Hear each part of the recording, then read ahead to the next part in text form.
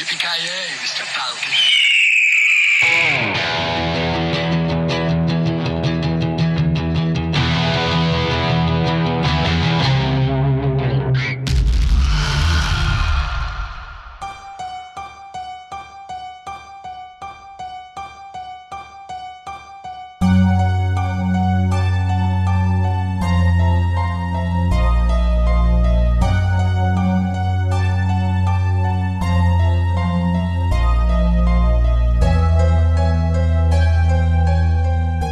Good evening.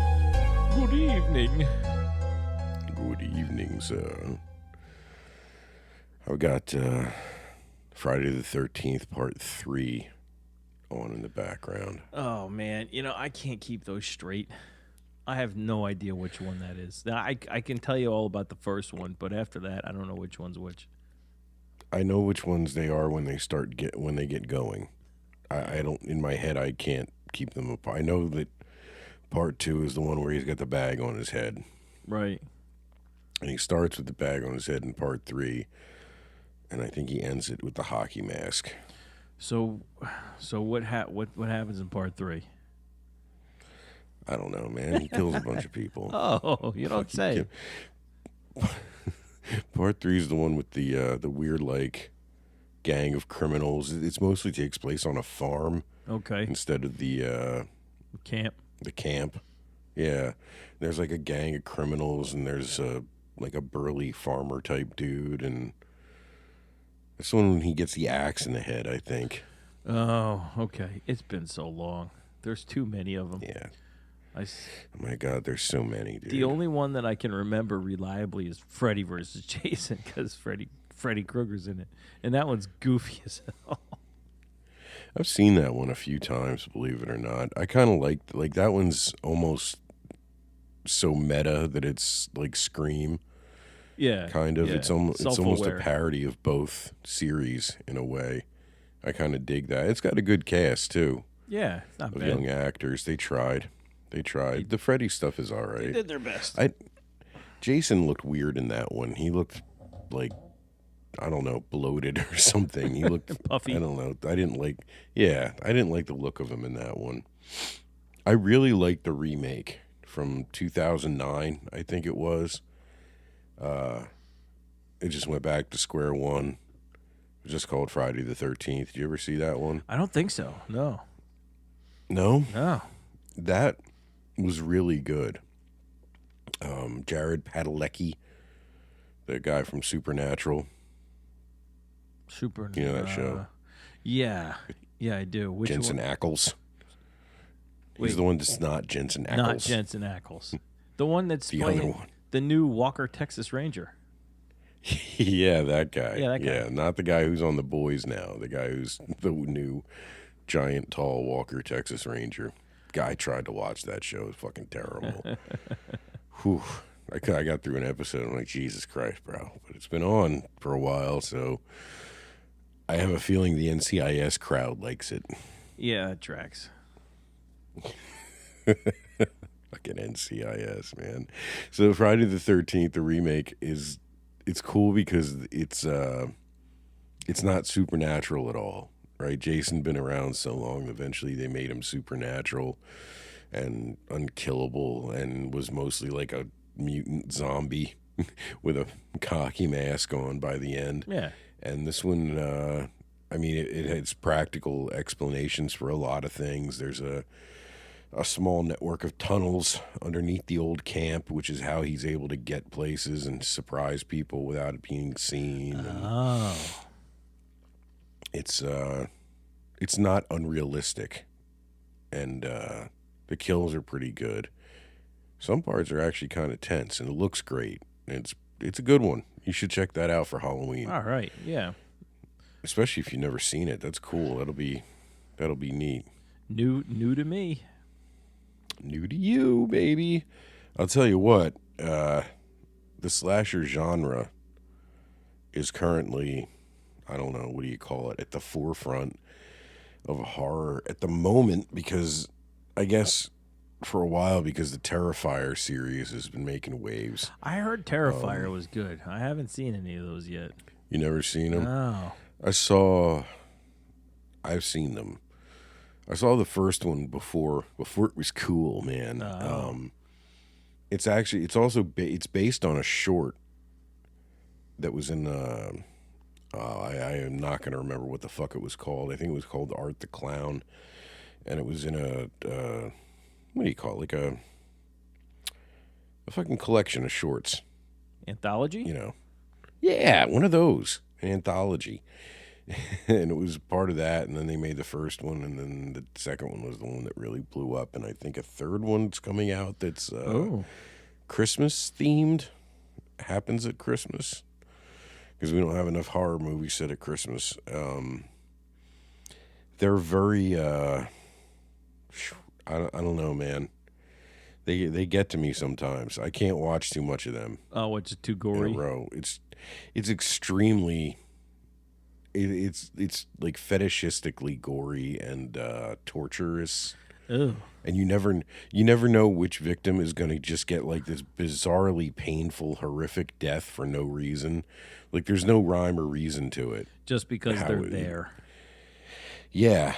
Yeah, and I mean, it's a good villain. Art the Clown is a creepy fucking villain, and it's kind of unique. Man, they got creative with some of the ways they fucking, and the gore always looks real. It's not cartoony. It always looks real.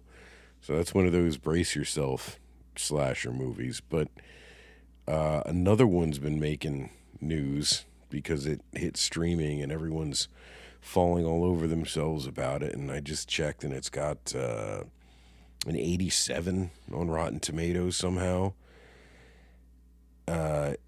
In a Violent Nature. When I first saw the trailer for this, I was like, I thought, before it got going, I thought it might actually be a new Jason movie. I was intrigued. Yeah, I mean, I wasn't totally turned off at all, and then I found out, no, it's just a new take, and from the trailer, it seemed like, all right, so what they did was they made a Jason-esque slasher movie, and instead of the camera and the perspective being with the victims, you follow the killer the whole time. Okay, I mean, it's a gimmick. Yeah. At that point, I guess, but I mean, it was enough that I was curious to see what they did with it. Yeah, you give that description in a can, in the abstract, and yeah, that sounds cool. It's like, oh, you get like a killer point of view. It sounded like it could have been really neat, but that's not what we got. No, it wasn't. I'm befuddled. I don't understand what so many people are. I don't know why people are gaga over this fucking movie. I thought it was awful, man. Yeah, that was. Did you finish it? I actually sat through it twice just to make Twice? sure. Yeah, just to make sure it wasn't me, because I felt like I might have been in a cynical mood the first time I watched it, and it's like was pissing me off. I'm like, all right, maybe I didn't give it a fair shake. Maybe I missed some shit. No, you didn't. Miss anything, I didn't. Man. That was. I didn't miss shit. One of the single most boring things I've ever watched. Just dead, awful, boring. Ugh. I mean, I wrote some notes in my phone, and like one of the just standing all by itself was the word boring. There were times. It's like like film students got an assignment, and it was like you have to use every type of tracking shot in one film, except they all have to be slow as balls. Go. I mean, there's one point where the camera is following the killer dude, who basically just looks like a Jason face. Yeah. Killer in a flannel shirt. You're following him walking through the woods for like 10 fucking minutes. Yeah, I felt like I was playing Red Dead Redemption, but I couldn't do anything but walk. It just goes and goes and goes and goes. And in the beginning, I thought that maybe they're just trying to build tension. And there was a point in the very beginning when I thought, like, yeah, this is getting tense because you're expecting something to happen. like when he walks up on that the house of that trapper, and Right. you know he's and right he walks there, around it, and eventually they're gonna come to blows. But it took so damn long for it to happen. By the time it did, I was like, I'm over it, man. yeah, there was no suspense. It was like an even pace. You know, there was like no setup and relief. It was just dull. And the 8 people were killed in that movie. The body count was 8. And just look, normal. I, you don't care about the killer, right? He's a mute, like just hulk of a monster whose motivation is apparently a necklace. Yeah, there was a locket hanging at his grave, and when it was removed, he just pops out of the ground. That's how the movie starts. The guy takes the What locket, a wonderful setup. and then like a stick moves, and then the ground starts to shuffle around, and out he comes. He pops out of the ground, and off he goes into the woods. And toward the end, the park ranger guy gives some explanation about how his father was part of the logging crew that was killed there 10 years ago, and they chained him up and put him in the ground. It's all very just convoluted and stupid. You gotta refresh my memory. Like, why was he chained up in the ground? That's what the loggers did to him to keep him from, I guess, I don't know. It was how they stopped him when he killed an entire logging crew 10 years ago, I guess, when they stole his necklace. I have no idea. And then around the campfire, that campfire scene was fucking painful. Yeah. Like, what an exposition dump. And then instead of doing something creative, because up until that point, they're going with the killer perspective gimmick thing, right? Then they get to this campfire scene where it's all the victims sitting around a campfire and one jerk off telling the story, the legend, like this fucking scene again, right? How many times have we seen this fucking scene? And the camera literally circles the group over and over for a 10-minute scene. Yeah, it was long. It was so long. It was nauseating, dude. And he tells this stupid fucking story that it's just a ripoff of Friday the 13th, pretty much, and a couple other slasher movies. Like, if you combine The Burning and Friday the 13th, you Burning. basically get that story. I love The Burning. Burning was awesome. And it's that story. That's pretty much what it was. You know what? It's kind of, I don't know what the word is, kind of sad, is when you're watching a movie, and sometimes you're watching a good movie and it's got you in suspense, and you're like, oh, I think I know what's going to happen. I bet he's going to do this, and then he does it. You can you can tell when they're setting some things up. I thought this movie was just kept setting things up for like some kind of payoff that never happened. Particularly when they're at the campfire and they all pose for the photo, and you know that the killer is standing right behind them in the woods. I thought you thought he'd be in the photo? Yeah, I thought for certain one of them would look at the photo and then they'd see his face over one of their shoulders, like, because the flash went off. And I was like, yeah, that would be pretty cool. And then they would know that, like, oh my God, someone's out there. And then it just like never happened.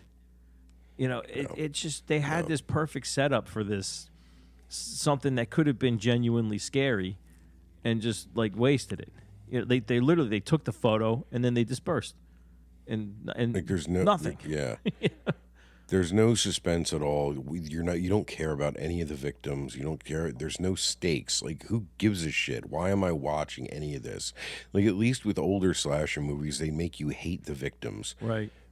a little bit, or feel sorry. There was usually one you felt sorry for, two you couldn't stand, two that wouldn't stop fucking, and like Well, yeah, and the other thing, and I know that it's a trope too, but fuck, dude, these were just nobodies. well, the other thing that does though is, like, whether you hate them or feel sorry for them or you're annoyed by them, no matter what, the camera stays with the victim in those movies, and it does two things. It lets you experience the fear that person's that feeling, which is partly scary, and the fact that like you can't see the killer in the frame and you don't know where he is scary in itself. So then you take this movie. Yeah. You don't get the fear of the victims because they're running away from the killer, and you have eyes on the killer the whole time in that slow plodding walk of his, and it takes the two most classically scary elements of any slasher movie and takes them out of the damn scene. And what you're left with is nothing. It's true. Some of it looked good. I will give it that. Like, some of the cinematography was neat. The location was verdant. It looked almost like a northeastern forest. Yeah. It's kind of hard to make that look bad in good light, you know? So I don't give him too much credit. But also the movie was in 4:3. Why? I have no fucking clue. See, I didn't know. I didn't notice that at all. Yeah. That's one of those things. Yeah, it was. I mean, I didn't even notice. You know what, though? I'll say this. I did not finish that movie, so I can't say it was the best one in the movie, but there was one kill that stood out as like one of the most over-the-top slasher deaths I've ever seen. The hook and chain thing? Yeah, when he pulled... Yeah. Just like for anyone that hasn't seen it, he's got a length of chain with a hook on either end. And a big-ass hook. Yeah, so... Like some poor blonde girl who I know nothing about because the film made no attempt to flesh her out as a character. All it did... I think she was sitting around the campfire, but she was there. Honestly, not too sure. I think she might be the one that took the picture. I don't know. Some poor girl was doing yoga in this picturesque spot in the woods, and out comes this, chain man, lumberjack, and his name's Johnny. He sticks her. Johnny. A real American hero, Johnny. Johnny, maybe also slasher. Maybe vampire. Maybe vampire. Maybe monster slasher. So Johnny Lumberjack stabs her through the stomach. He stabs her in the back. From behind. And it comes out of her stomach with one end of this hook. She turns around. He pulls the chain, the hook and chain, through her body, through the front of her, buries the hook in the top of her head, spins her around, and then starts pulling the chain back out through her body from behind, and slowly pulls her head down. And you can see bones popping and joints breaking, and he pulls her head through her own stomach and turns her into like a giant bloody uppercase P. And just little bits of bloody giblets falling down on the ground. Giblets. Yeah, just leaves her in a tangled heap at the top of this, cliff, and then kicks her down. Like it's absurd. It's so, and it takes so long. Yeah, it takes forever. In any other movie, I might have been scared, but like I watched him walk up to her for 5 whole minutes. And then, like, she spun around, screamed once, and then bang, he's killing her. And like I said, you don't get any of that buildup. You don't get any fear. There's no chase. You're just looking over his shoulder the whole time while he mangles this poor girl. And for no reason, too. Like, yeah. It's like the cruelest, weirdest death in the movie. She was doing her... For this character who did nothing. Doing her heart chakras or something. Yeah, she didn't take the necklace or whatever the fuck he's got his giblets all fired up about. And it's the physics of it are goofy, too. Like, I mean... Yeah, none of that makes sense. No. And also, none of it makes sense how he's able to jam a 3-foot wide hook through this girl who's like 90 pounds, and she's able to take a couple steps and turn around as if the thing didn't go through her spine. Like, give me a fucking break, man. You want to hear something funny? Yeah, please. You know what the retail food industry has done to me and my enjoyment of horror movies? What's that? I see something like that, and they have to use stuff for practical effects. And while he's ripping this hook through her, you just see like wet. It's supposed to be like her guts falling down. Bits of stuff falling down on the ground. I used to run a meat department, and so sometimes I don't think about it consciously, but as it's falling, I'm like, that looks like chuck steak, you know. It was like Thanks for that. there was one time in particular. Did you watch The Walking Dead? Yeah. Yeah. So remember when Negan comes around with Lucille, that ugly baseball bat, and he bashes someone's brains in, and then he lifts the bat, and there's all this gore hanging off of it, and it was meant to make you think like, oh, gross, that's like someone's head, but like I couldn't see that. The meat man in me was looking at that. I was like, it looks like top round cutlet. I bet you they used top round cutlet. They just hung a piece of top round cutlet off the bat. You're sick, I could man. just like figure out what cuts of steak they're using for guts and gore.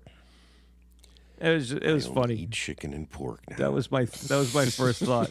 It looks like chuck steak. It looks like chuck steak falling out of her abdomen. That's lovely. That's lovely. That death was so over the top and ridiculous in the middle of a bunch of nothing.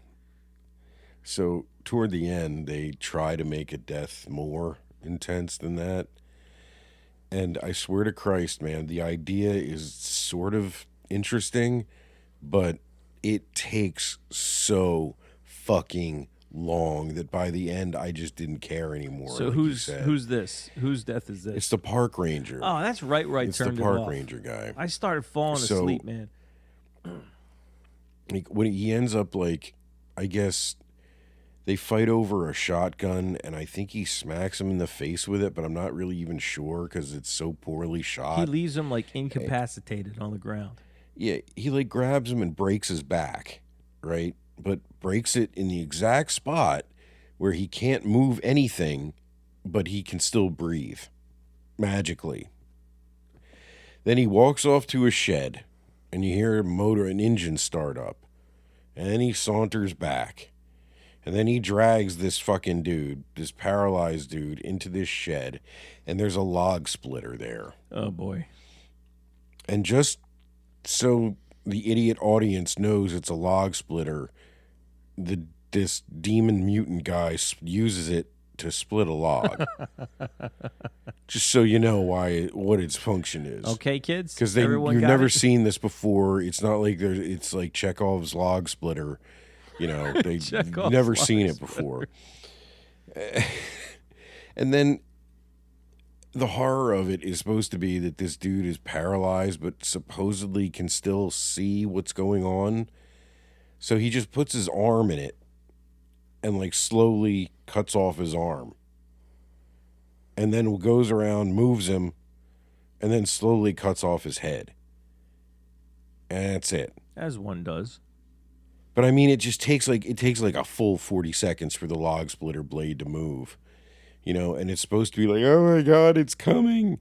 And you're just like, yeah, we get it. You know, and it looks like a dummy. It looks like the body looked like a dummy. It really did. It looked fake as shit. You know, it doesn't help that scene either. Is the fact that right before that happened and before they got in their scuffle, the park ranger shot him and he fell down and laid there. Yeah, but it only stuns him. Motionless for 5 whole minutes while the camera's on Johnny Lumberjack and they're standing over him having an argument about like what to do. And he's like, you got to get out of here. Blah. And the whole time. He was just playing possum. So whatever. So he's playing possum. The camera is just trained on this dude lying on the ground doing nothing. It was just, there was so much nothing on either side. All of these things that were supposed to be so purposefully over the top. And I understand the juxtaposition there. You know, I think I get what they're going for. You know, it's these moments where nothing happens and then all of a sudden everything happens. It didn't work. And there's no score. You know, there's no score in the entire movie. It's supposed to rely on the ambient noise and everything. And it's supposed to be ethereal, I guess. And I mean, I dig that. I like slower paced horror movies. I really liked It Follows. I really liked Smile. You know, I like movies that have kind of that tone, like Blue Ruin. You said you saw that, I saw right? Blue Ruin. Yeah. Yeah, I love that movie, and that's kind of got that very deliberate, not a horror movie, but slow. Yeah, same pace. No, not at all. But yeah, it's got that. But yeah, it just didn't work. It's like somebody was. They reached a little too far. Whoever made this, But I guess it doesn't matter because everyone. Who is impressed by this? I don't know. Maybe people who've never seen a slasher movie before, because there's nothing original in this fucking thing except the little bit of a gimmick that they can't even stick to. Did you see the? Because you didn't see the end. No, I you didn't. didn't see the fucking end. You didn't get the full pleasure of being completely fucking pissed at this movie. Oh no, what happened? Because there's two people left. It gets down to this part where it's two people left. It's the one woman and the one jerk off dude from the campfire. And somehow this woman has the goddamn necklace. This whole time she ended up with the fucking necklace. So while Johnny is busy repeatedly smashing the dude's head with an axe for no reason, he just decides that this guy he's going to hit 90 times in the face with an axe. She hangs the stupid necklace on a gas can and then runs off into the woods. And she is running through the night and is convinced that she hears his slow plodding steps coming after her the whole time. And she's screaming and collapsing through the woods. And all of a sudden it's daylight. And she discovers that, I guess, whilst running through the woods, she has a 2-inch thick stick jammed through her lower leg. I guess as one does running through the woods. I don't fucking know. She hobbles off. She hobbles to a road. She waits on the road. Then a truck comes by. Because it's basically the end of Texas Chainsaw, but really slow. And it's a woman, like a middle-aged woman driving a pickup truck, picks her up, and they start driving off. And then, I shit you not, there is a 10-minute scene of them talking in this pickup truck driving down the road.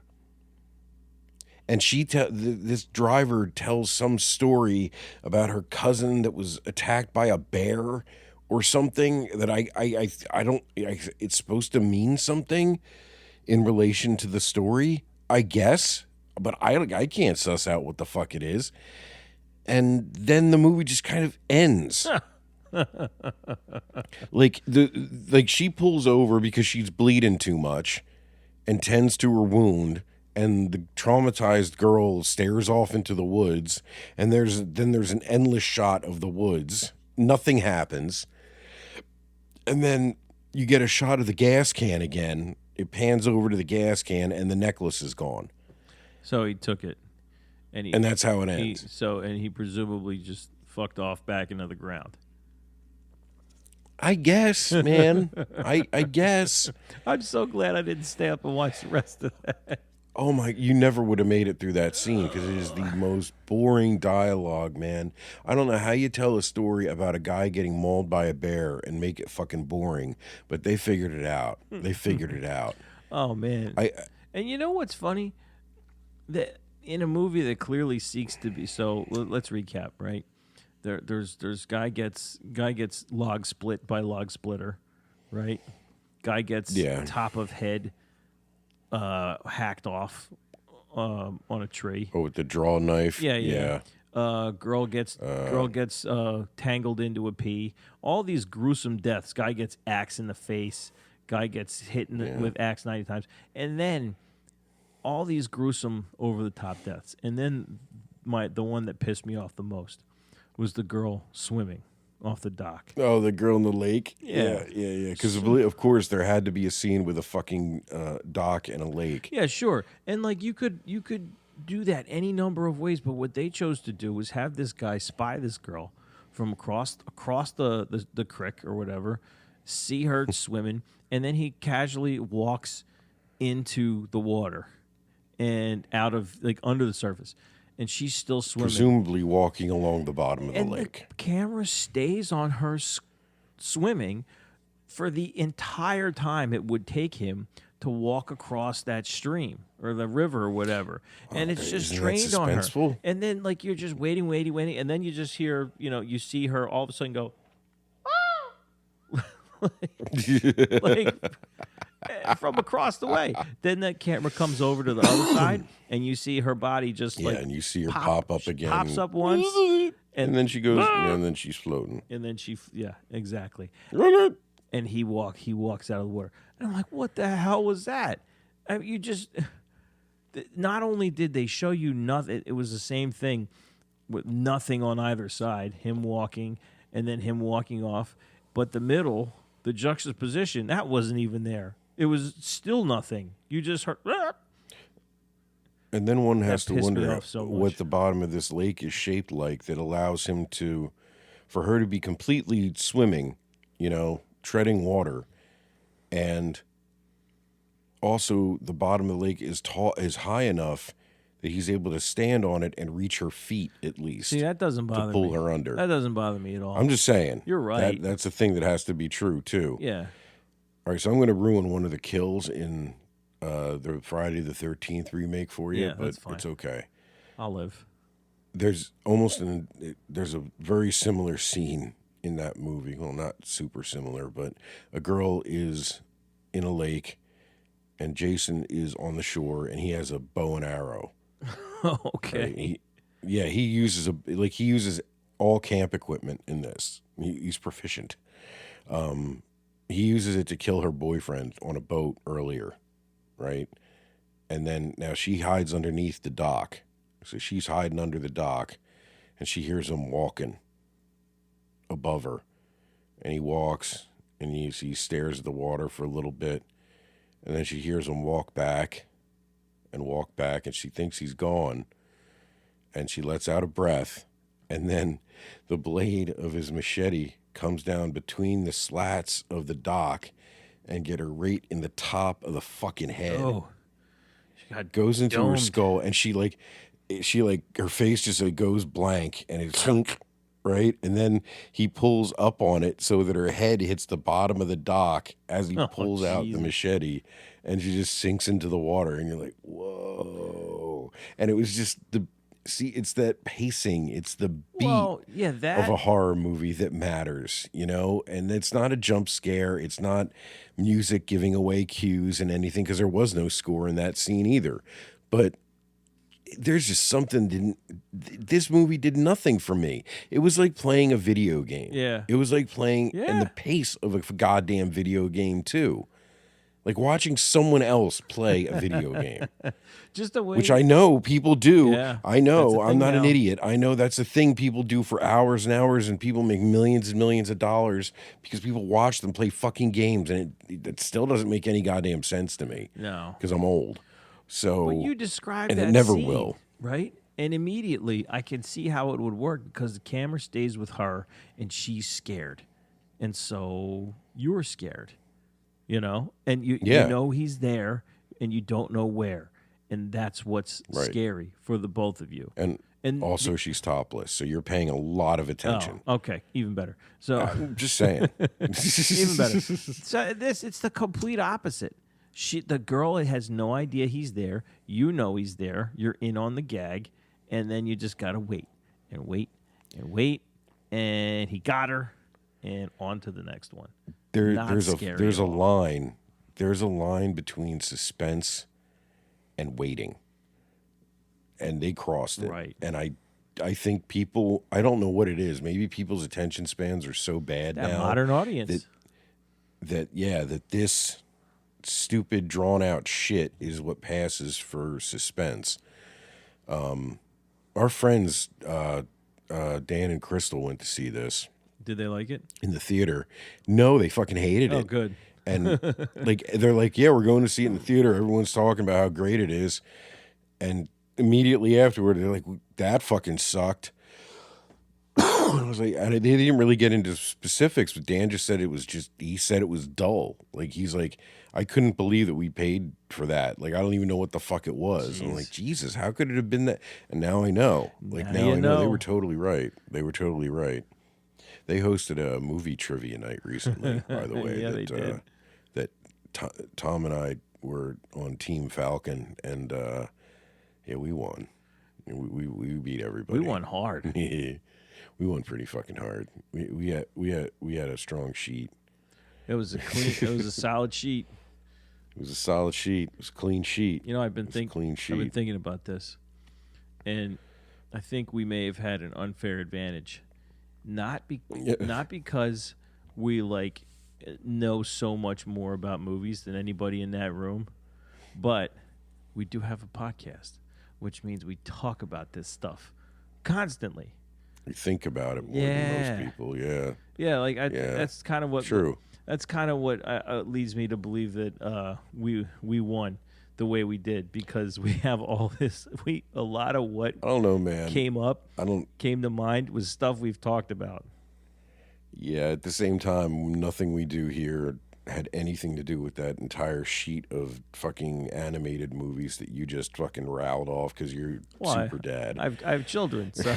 No, but the final round where you had to write down as many one-word movies, that was cool. I've lightning been round. thinking about that ever since. I like I've just been sitting there and think like I'll get 4 one-word movie titles in my head. I'll just say them to Lenny, to my wife. I'll just say them. Yeah, the final round, fuck, David. The final round for everybody out there was you have 1 minute, write down as many one-word movie titles as you possibly can, and single one you get is a point. And we sounds easy.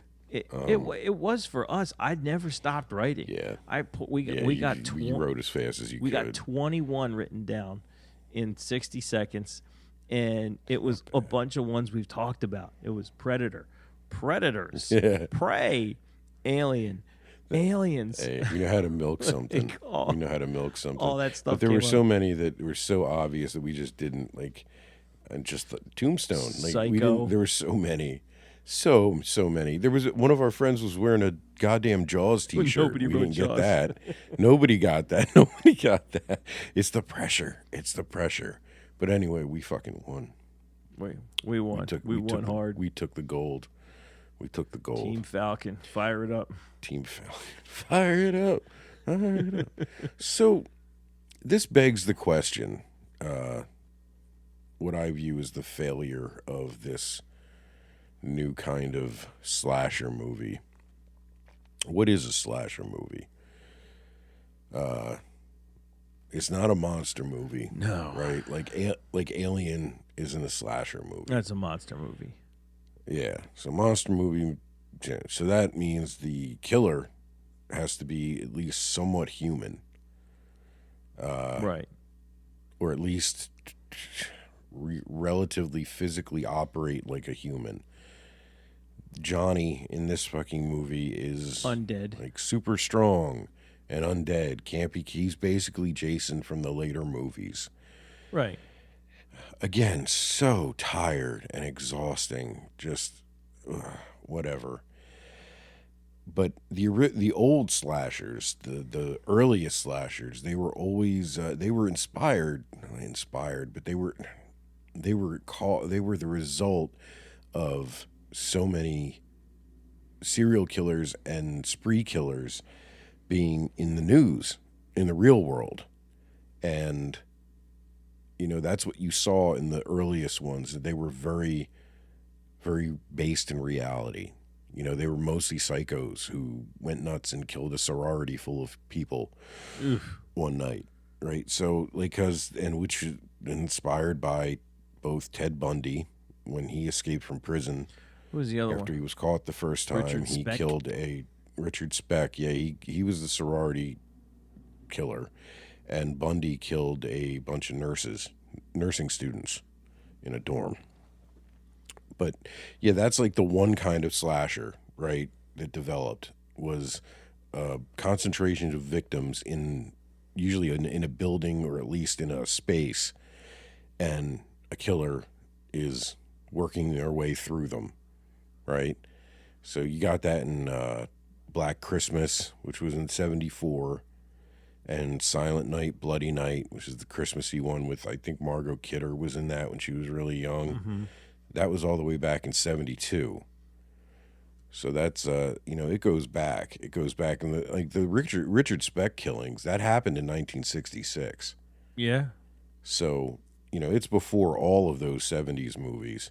And then of course you got Texas Chainsaw Massacre in 1974, the original. Oh God, what a movie. Which that's kind of stands on its own. Like, that's a little different to me.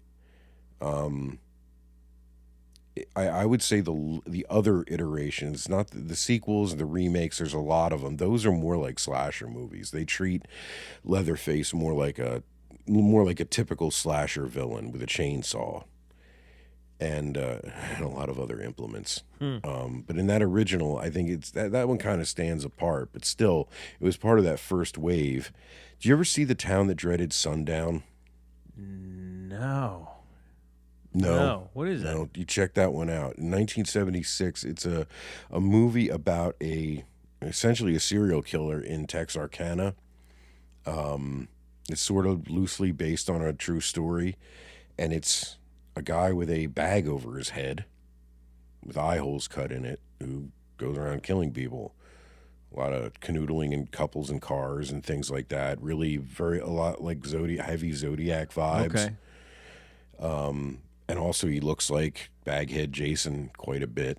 You know, and they remade it in 2014, but it's not like a straight remake. It acknowledges the existence of the original movie, and like in that movie, the original film from '76 is based on something that happened in this town, and like every year there's a festival wherever they show the movie on a big screen, you know, like they do with Jaws and shit.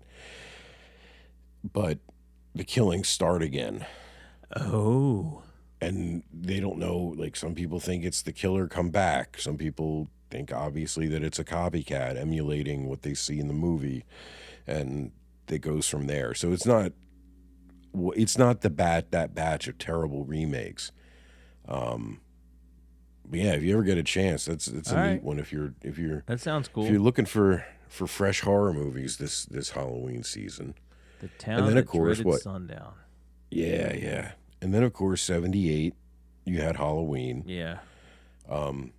which became one of the movies that all slashers are based on, and that's the other type. Now we're into a different type, the roaming slasher, right? So it's usually some kind of psycho in a suburban area, roaming around, either a neighborhood, a town, whatever. And all the movies in the '80s, they all have an element of Halloween in them. And then, of course, in 1980, to kick off the decade, you had the original Friday the 13th, which introduced the setting of the woods and a summer camp. Yeah. Which Where you feel like isolated. done to death because pretty cheap to film in the woods or at a summer camp in the fall, right?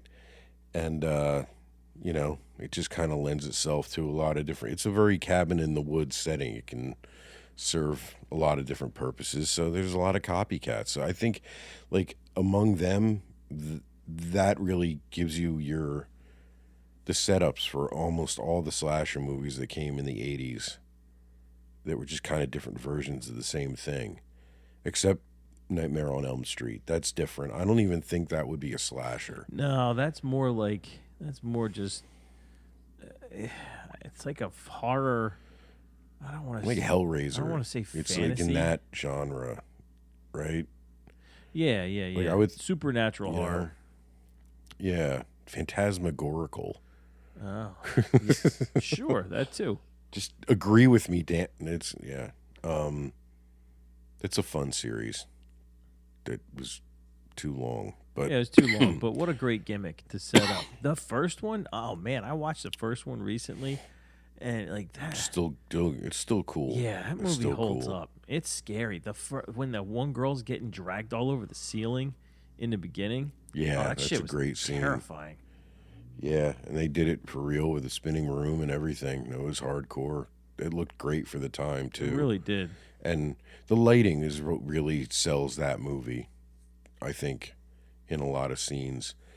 And yeah, I mean, there's goofy parts, things that make you laugh. The thing at the end with the mannequin of the mom getting pulled through the door window is so goofy every time I see it. Yeah, but I mean, I but- like it. Yeah, and then you get Baby Johnny Depp is in it. Yeah, he gets That's He neat. gets blood geysered out of his bed, right? I will say this, the Freddy series, unlike the Jason series, it actually got better at the end again because you got Wes Craven's New Nightmare to cap off the original run. and that movie is fucking cool. That movie is really cool. That was like, you could see where Scream came from Right.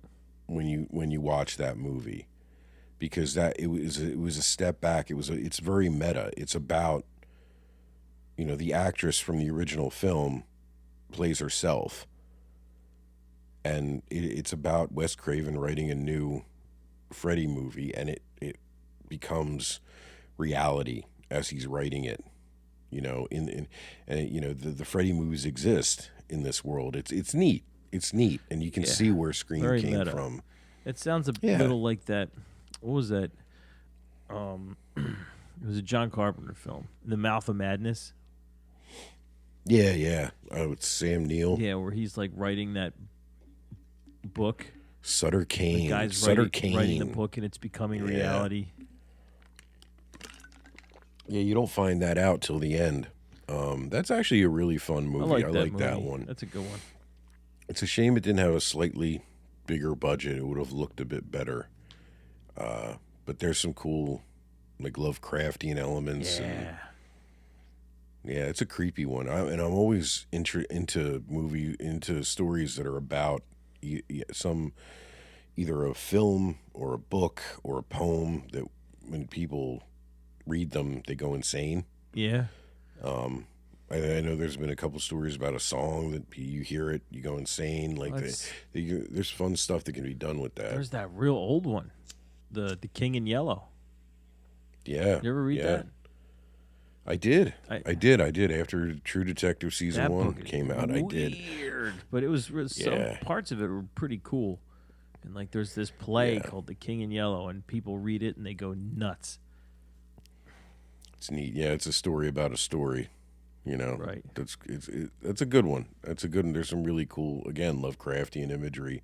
It seems all like it's all tied together.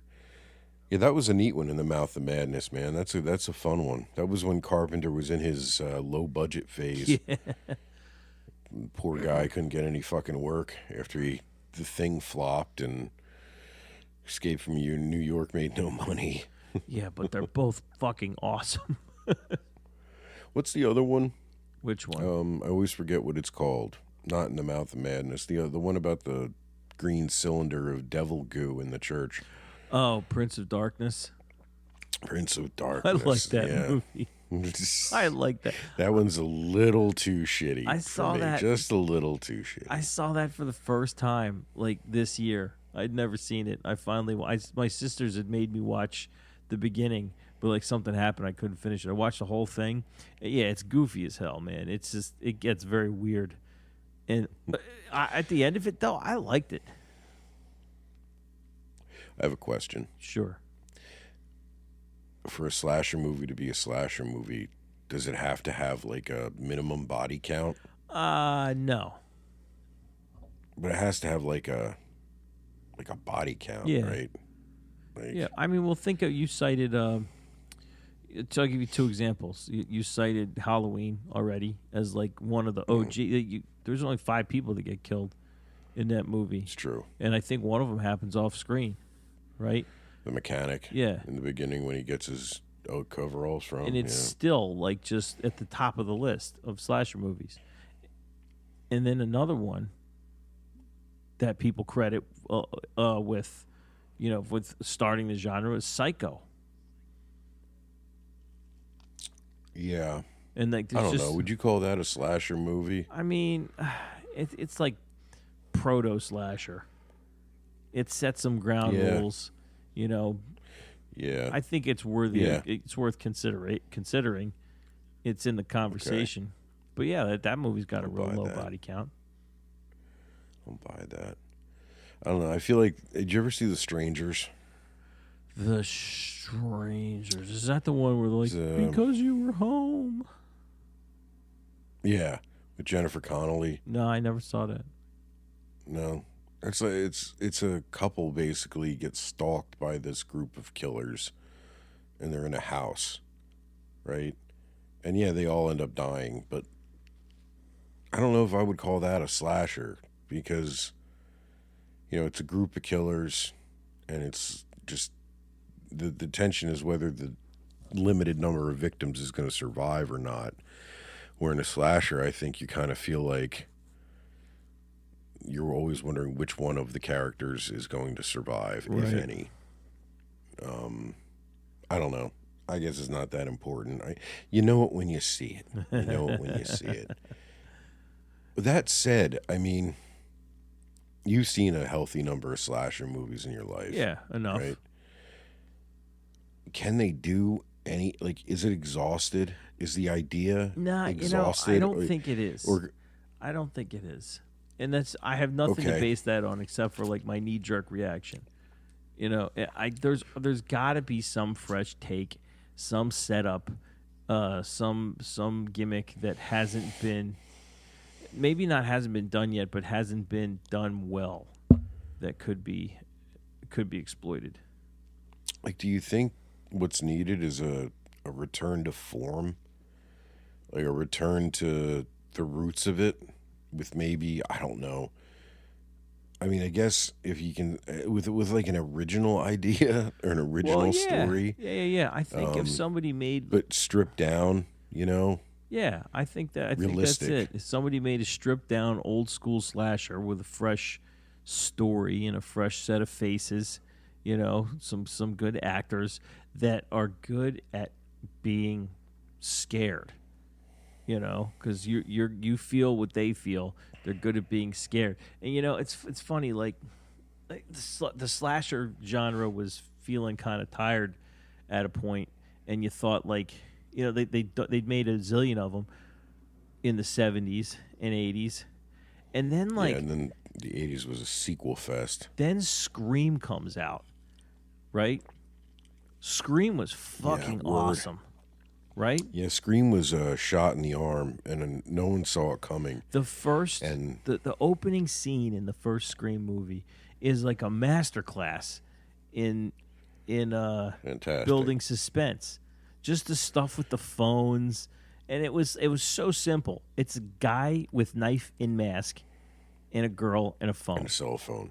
That's it. Simple. And that was the key. It was the earliest cell phones were common at the time. It was a cordless super phone. common yet, but the killer always had a cell phone. Oh, true. That's how he was able to. Well, at the end, that both killers probably had them. Yeah. But that was the technology made it a thing. It made it possible for you to not know where the killer was calling from. Right. Right. And you're right, man. And all at the same time, the intro, taken as a whole, is an homage to Psycho. Yes. Where the big named actress unexpectedly dies, and people, I mean, unless you read about it, that they kept that under wraps hard. Like Drew Barrymore was in all the promotional materials. Like she was front and center on the fucking poster because no one knew who Neve Campbell was. She was yet. The biggest name in that movie. She was huge. She was huge, and it was a horror movie which she hadn't done in a long time. This was the girl from Firestarter, man. Like, and Cat's Eye and E.T. Like she was in that space when she started. And then not only does he kill her off in the beginning, like they did in Psycho, but in the first 15 minutes. The opening scene. Fucking wild, dude. Nobody going into the theater when that came out expected that. Of course it came out pretty quick once it was in theaters, but still, man. And even if you knew, you didn't expect it to happen that fast. There's no way. No, not at all. Yeah. And it blew away. You never saw a mask like that before. Like they'd have been in Halloween stores for a couple of years by then, but it was very of the time, Yeah. And at the same time, it was something new. It acknowledged how many tropes there were in the genre, and by being as meta as it was able to pick and choose which ones to use and which ones to make fun of, and both sometimes. It was genius. It's a fantastic movie, and I even like the sequels. I don't give a shit. The sequels, not all of them. Yeah, not all of them. Some of them are god awful, But Every once in a while, that's what my wife loves, the original, and every once in a while we'll watch as many of the sequels as we can stand. I don't know about the newer ones, man. I think I saw the one in New York once, and the first of I the don't know. newer ones isn't horrible. And then Scream 4, I think that is. Scream 4. It's the one with Julia Roberts' Right. daughter. Yeah. Scream 4 is not bad. Scream 5, meh. Scream 6 is terrible. 6 is the one in New York? I think so. Yeah, it wasn't good. I don't remember 5 at all. Guess who's in Scream 6? Who? Dermot Mulroney. No, that's right. That's right. Yeah, man. The Oliphant was in Scream 2? Scream 2, I think. Yeah, he's a film student. Yeah. Yeah, he was the killer at the end. Was he? Him and Yeah. the sister. Yeah. That's right. Him and the sister from Roseanne. That's right. Aunt Jackie. No, Scream is great, dude. I don't care. That's all of it is great. The first one is, and I love scary movies so much. I kind of get little bits and pieces confused sometimes. Dude, there's from the two of them. There's a part of Scream that for the longest time, I thought was in Scary Movie. Like, really? What part? You remember? Yeah. Because remember in Scream, they start that movie series called Stab, and they show a clip from Stab, and the guy who's supposed to be Skeet Ulrich is talking to whoever is supposed. It's Luke Wilson. Right, and he's talking to Tori Spelling, I think. Yeah, and he's just like, your mom died a year ago. You really ought to get over that by now. Get over it. And she's like, God. She storms away, and he goes, oh, man, so stupid. It's just, he smacks himself in the forehead. Yeah. And it's just... you thought that was in Scary Movie? Yeah, for the longest time, I just misremembered it. I thought that was from Scary Movie, but no, that's how meta and self-deprecating Scream was. It was very self-aware. I think that was in Scream 2. It had to be, right? I think that was Scream 2. Not to give Scream 2 enough credit. That intro scene in the movie theater was pretty good. In the theater? Oh, yeah, that's right. I still don't understand how a human being presses a buck knife through the wall of a toilet stall into a man's ear. But yeah, whatever, bro. Whatever, I'll let it go. So what else? Slashers. What would you say is your favorite slasher movie? Probably the first Halloween. And a close second being Scream. I really like Scream. The first one. It's fucking awesome. Yeah. It's great. But yeah, I mean, for me, it's like a lot of the classics. It's the stuff that was cool when it came out and wasn't tired yet, like Texas Chainsaw Massacre. That to me holds up because it's one of the first ones to do it well. It's scary as hell. I don't care what anyone says. I mean, there might be better movies, but one of the scariest things ever put on film is when you see Leatherface for the first time and he opens that door and bops that guy with the hammer and then slams that sliding door shut. I was like, oh, God. I recoiled in horror in my seat the first time I saw that. It's awful. You want to know something funny? Yeah. I read this interview with Tobe Hooper one time. And have you ever seen the second one? Yeah, I think I know where you're going with this. But, yeah, it's been a long time. I mean, I told you this before. I don't know. But apparently he had intended for the tone of the original to be more darkly comedic. And like the second one, like the second Texas Chainsaw Massacre, which is a bizarre film. Yeah, it's very weird. If you've never... so apparently he just fucked up and just made a straight horror movie. So let me ask you a question. So are you saying that like he set out to make a dark comedy and it wound up being a horror movie because he switched gears? Or was he the whole time convinced he was making a comedy and didn't realize he'd made an iconic horror film? I think it ended up becoming a horror movie when he cut it together. Oh is boy, how I remember it being. I don't even. How's Like, that possible? I don't know, man. Like apparently that dinner scene was supposed to be like darkly funny, and it just makes your skin crawl instead. Like that's It one really of the worst does. parts for me. And that's also the part from House of a Thousand Corpses that bothers me too, which is it's obviously an homage to that. Right. It's so fucking creepy and just ugh. Yeah, Texas Chainsaw, the original, is hardcore. Some of the remakes and sequels have been entertaining. Not the last one. The last one's fucking terrible. Holy shit, that was bad. That was bad. Maniac was really good I from didn't. Oh, 1980. I didn't see Maniac. It's got Joe Spinella in it. He's the dude who played the loan shark in Rocky. Yeah, you told me about this one during our yeah. serial killer movie deep dive. Right. Because Frodo is in the remake That's right. from the Elijah Wood from the teens, which is not bad at all. It's very also very creepy. I do. And that's the one that tried to shoot almost the whole movie in first person. Oh, that's right. So even the idea of a slasher from the killer's perspective isn't original.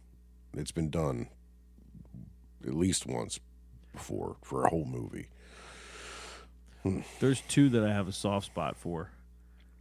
And they're real old and cheesy. Well, but I have a soft spot because my sisters really liked them, and we got to see them in the theater at like one of those exhumed films. Yeah, those were great. We got to see The Burning. Yeah. Which you mentioned earlier. Camp, guy horribly burned, psycho killer mows down a bunch of teenagers with, what are they, hedge clippers? Yeah, big hedge clippers. Fisher Stevens, like 18-year-old Fisher Stevens, gets a bunch of his fingers chopped off. That's right. And then the other one is, have you ever seen Pieces? I think so. Oh God, Dave, Pieces is bizarre. It's like, it rings a bell. it's one of those like Plan 9 from outer space type deals where like it's just everything was just so poorly done, but some of it is like just not bad and it's gory as hell. It's just like a college campus with a psycho killer on the loose and you don't know who it is. They're trying to figure out. It turns into like a slasher / whodunit film with these two dragnet style cops just like questioning everybody. And it No, I never heard of it. I guess it's bizarre. You got to watch it. The dialogue's awful. All right. The one You're selling it. they have this hard. creepy college dean. He's talking to these two no nonsense cops, and he's like, "You mean you think the killer could be someone on campus?" And then one of the cops goes, "What do you think we're doing? Just going around trying on clothes with no labels and trying them on for size?" And you're like, "What? Okay. What? Huh? I don't know what that means." The whole movie's like that. Oh man! All right, let's do that. Let's do that. It's crazy. Pieces. I won't. Just pieces. It's got a twist ending because you don't know who the killer is towards the end, and boy, do you find out in grand style. And the final frame, like the last thing that happens, makes no fucking sense at all. Such is a tradition in horror movies, right? Yeah, you gotta watch it. You know what would be really amazing? If someone would figure out how to like... I think that was the thing about Scream that was so good, was that it married a slasher with an actual story. You know, there's a plot to Scream. Yeah, you know? it's not like a senseless psycho killer. Like there's motive there. Yeah, and a lot of slasher movies are just like set up and then go. And then it's just kill to kill to kill, and who's going to survive. And maybe the killer gets killed at the end, or maybe they don't. And that's it. Like, it never really, there's very rarely more of a story than that. Some of the Friday the 13th ones, like, reached and tried to, but, it's all half-baked nonsense. It wasn't really thought through, and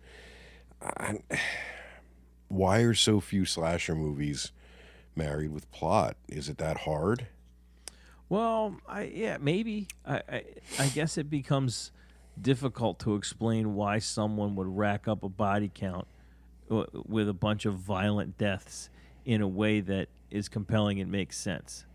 And so you could People do it in real life all the time, though. you gotta go one way or the other. You could either you don't explain why they're killing people, and that in itself can be scary, a la Michael Myers, or and I think this might be harder. You come up with a concrete reason that's revealed at some point as to what the motive behind the killings is, and that can come off real stupid. But every now and then, like in the case of Scream, like it works, but it sounds hard. It sounds like it could be difficult. The thing that bothers me, I think I figured it out, and it's another reason why Scream works. I think once the antagonist becomes supernatural, it ruins everything. Yeah, And it becomes something else. Like it turns into almost something completely different.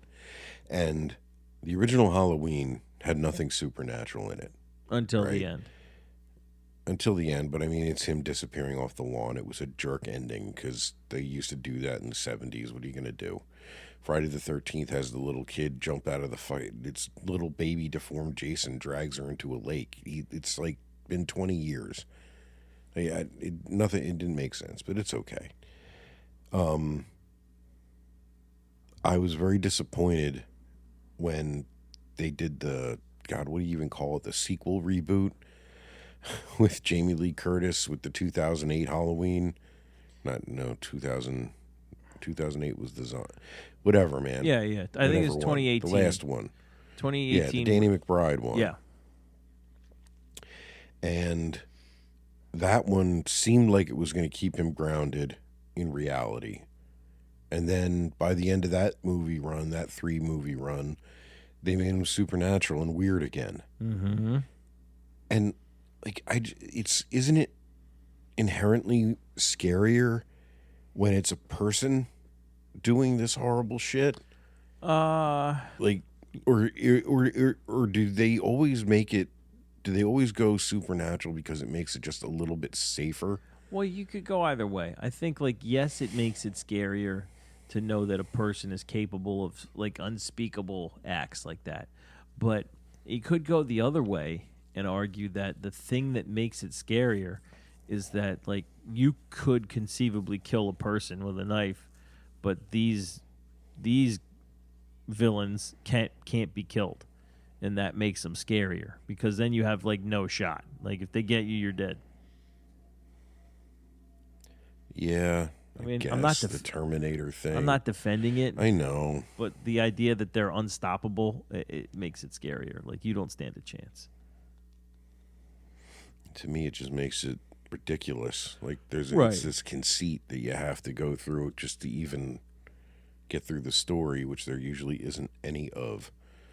Right. So, what's your favorite slasher?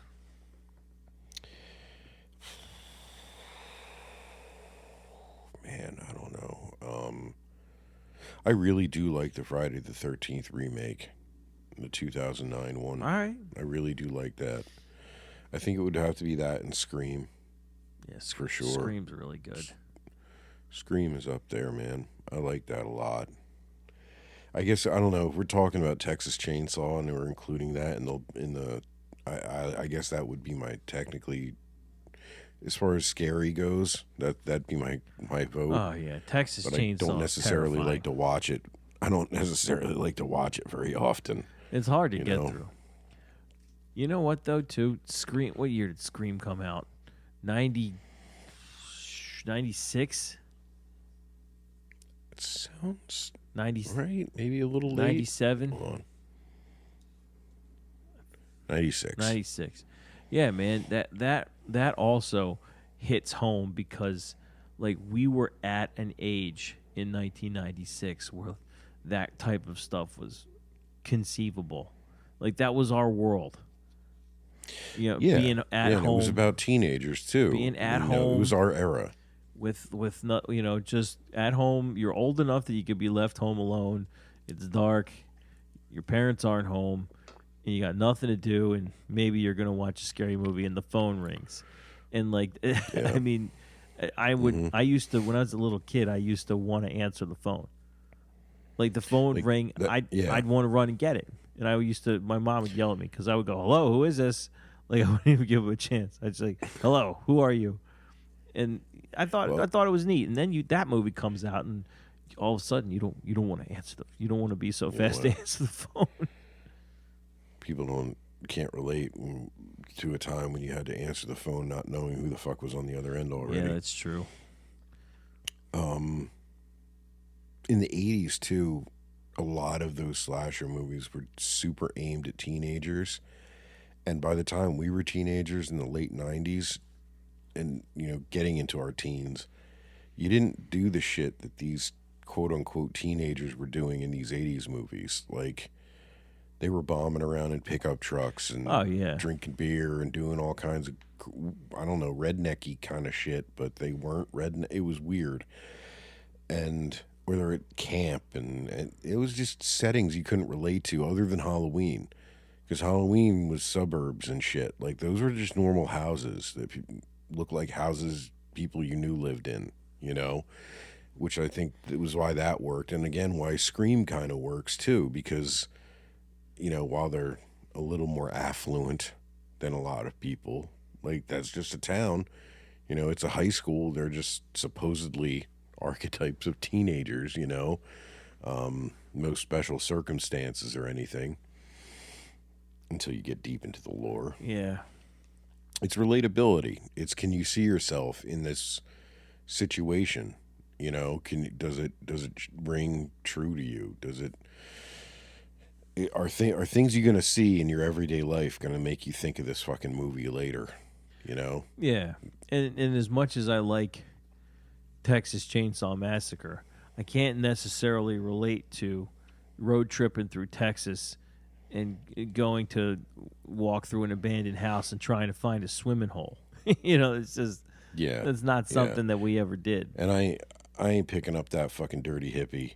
Oh, absolutely no not. way, no how. Anyway, in my VW bus or otherwise. No. Yeah, that's the other thing too. There's a lot of horror movies that they're based on the conceit rather, that you have to be as dumb as the people in the movie. Like or you at least have to make bad choices like they do, They're because all idiots. I mean, yeah, like otherwise how are you, I don't know what it is. I mean, I watch them. I love horror movies, but it's like a distant love, and every once in a while one of them will catch me and freak me out, but for the most part, like a lot of them are very rote.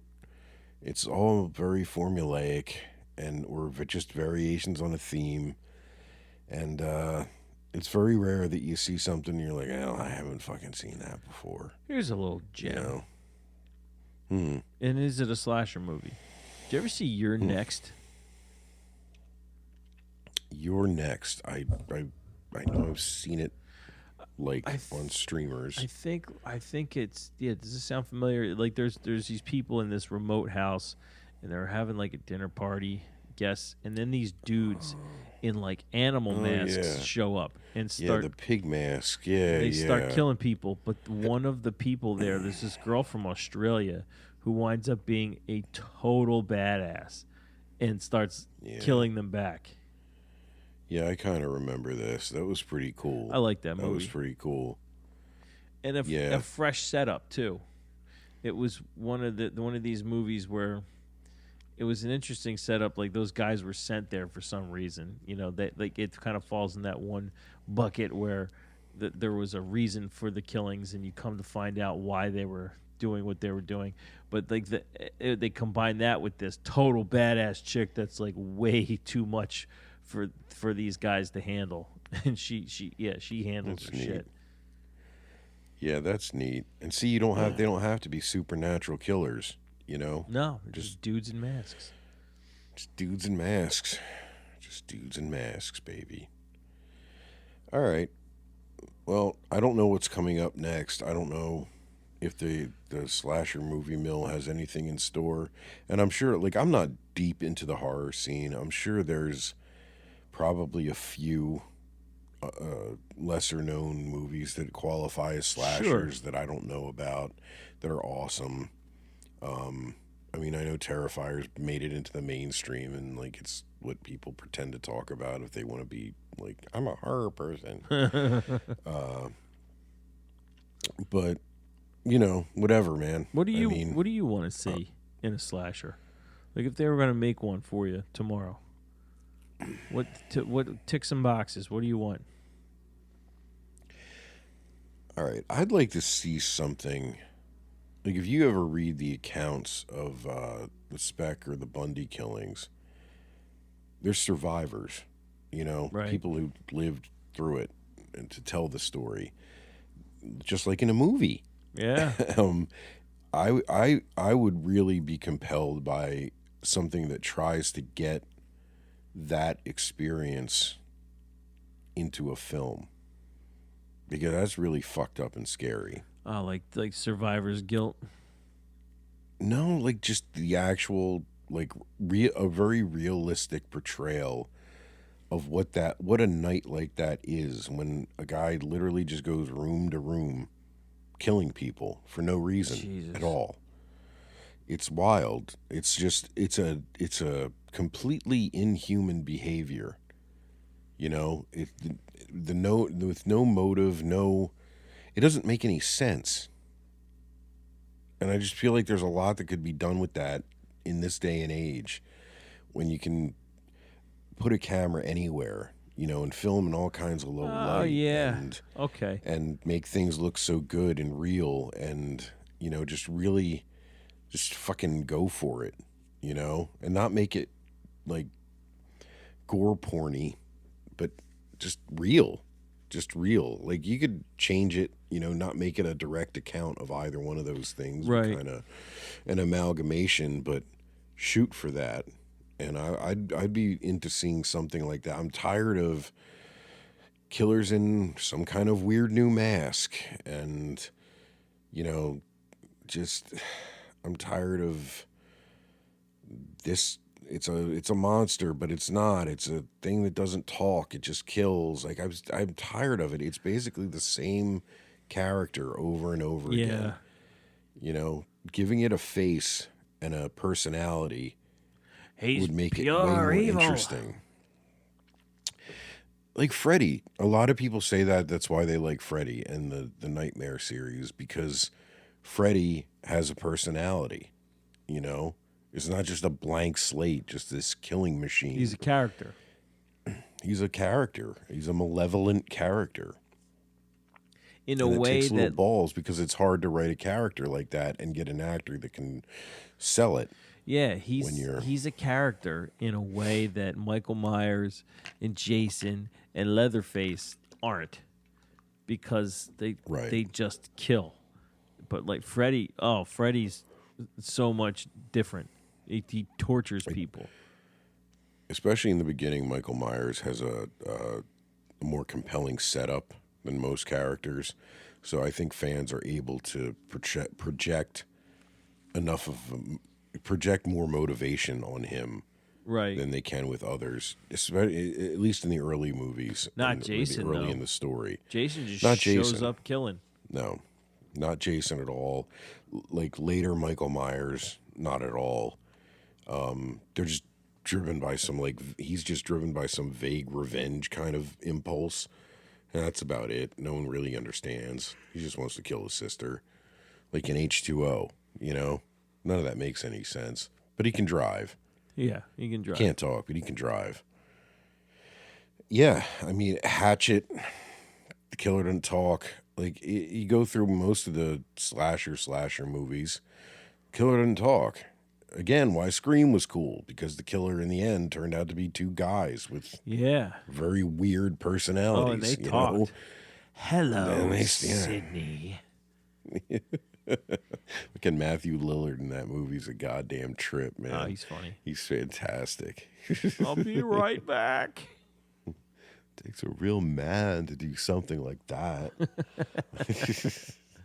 That whole ending, the whole ending scene where they stabbing each other. That's the fucking, you're a little woozy here, man. Yeah, that part's nuts. Yeah, I think you went too deep. I think there's more there. There's more to be done there, and I think Scream is proof of that.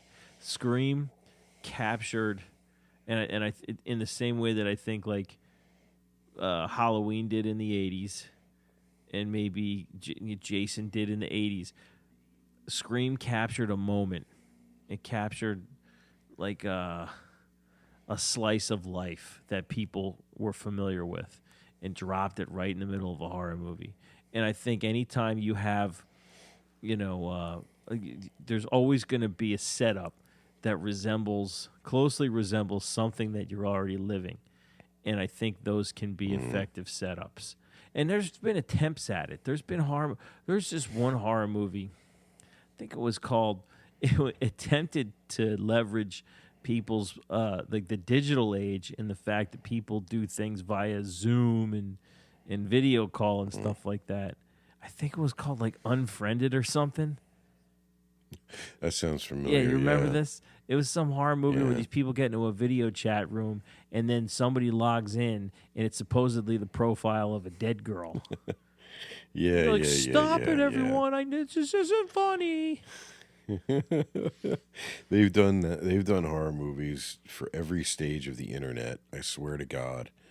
It's this online game that becomes real life or whatever the fuck, or even The Ring is kind of, that turned into a YouTube video thing, and So I think there's a setup out there right now that no one's thought of, but that closely resembles something that we're all doing frequently right now, and it's gonna scare the shit out of people when they use it as a setup for a horror movie. And then people are not gonna, the way Scream did it with phones, and then and even in the way Halloween did it with just a murder bomb falling on suburbia. I think it's there. I just worry that anything that's of these times, you're just watching a movie of screens doing stuff and people reacting to things on screens. I don't want to see that. I don't want to see that. I don't want to see that either. Yeah. I don't want to see it either. And that's another example, before I forget, of killers with personalities. Art the Clown in Terrifier. He doesn't speak, right? But he's played by a mime, like a trained mime. So he definitely has a twisted personality that comes out through his actions. And I think that might be another reason why people are a little more into that than, even though it's super on the hardcore horror side. He is he's interesting. More interesting than your average just slash him up killer, and you can see his eyes too. There's heavy makeup, but you can see his eyes. Like Jason, you can't see his eyes. Michael Myers, no eyes. Like you can see his eyes, and his mouth moves. It's his actual man. He's got crazy teeth and shit, but he's animated. He's not a blank mask, which is, it was very interesting and different when it was done, but that was a long, long time ago.